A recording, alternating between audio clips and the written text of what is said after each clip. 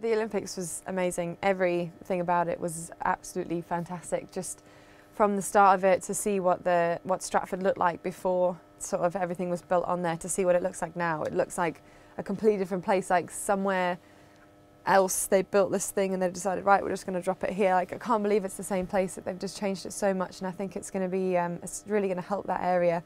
So from that all the way through to all the volunteers who are absolutely amazing, and all of the armed forces and the policemen that were there as well, just made it that bit more special. It just made everything run that bit more smooth.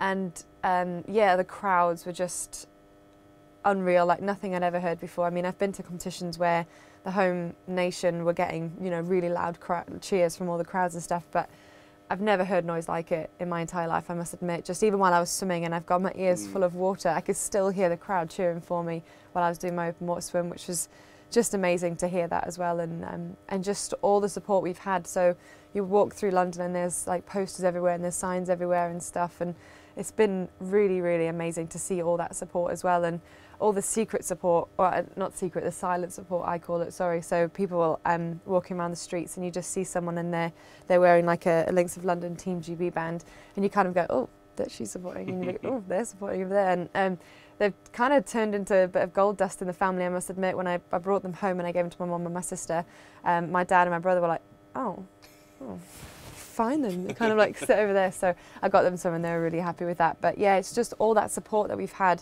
has just been absolutely incredible, and I really, really can't wait to watch the Paralympics as well, to hopefully, you know, all of us Team GB athletes getting behind all the Paralympians as well, and showing them the support that we had, which is just going to be amazing. Yeah, I've been through every emotion pretty much, many times as well. I am absolutely gutted to have come fourth. I mean, it's kind of the worst place. But then on the flip side, I'm glad it was fourth and not maybe seventh or eighth, because it meant that I am still so close. I was so close. I was there. I was 0.4 away from a medal. I think if I'd been seventh or eighth, I would have been really disappointed with the result and with the whole swim.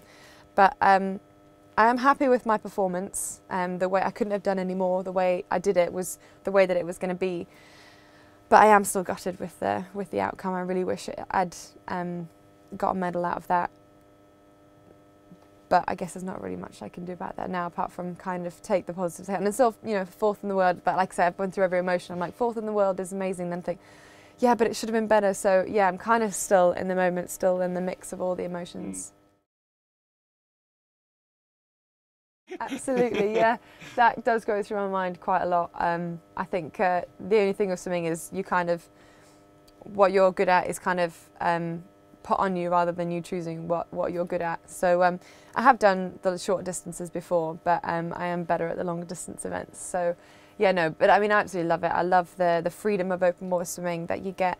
It's not all about swimming in a lane, swimming under a big roof, cramped and crowded. So for me, yeah, it's all about the freedom of it and the challenge as well, the difference in every single race you do, even from one day to the next. I did a couple of training sessions in the Serpentine in the week before I swam, and one day it was like 19 degrees and it felt all right and it was sunny, and then the next time I went it was 19 degrees again, but it was cloudy and it was really cold and I just felt a little bit of a wind. So yeah, it completely changes every single time. So you can never really practice too much, because whatever it's going to be on the day is what it's going to be on the day. For me, holidays are all about being active, so anywhere that we can be active or drive around. So we went to the south of France last year on a holiday and I absolutely loved it. It was so much fun. There's so much to do, so many different little towns to see. I am the biggest TV junkie ever. My favourite TV programme is Bones, which is an American TV programme, and my other guilty pleasure is Home and Away.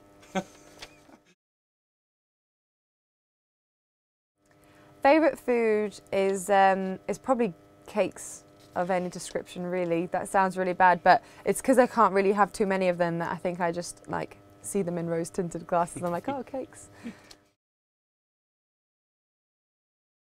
Yes, I do all the cooking in the flat, and my favourite meal to cook is, it sounds horrible but it's amazing, is a cabbage lasagna. So you just replace the lasagna sheets for cabbage. Oh, very good. Yeah. Never heard of that.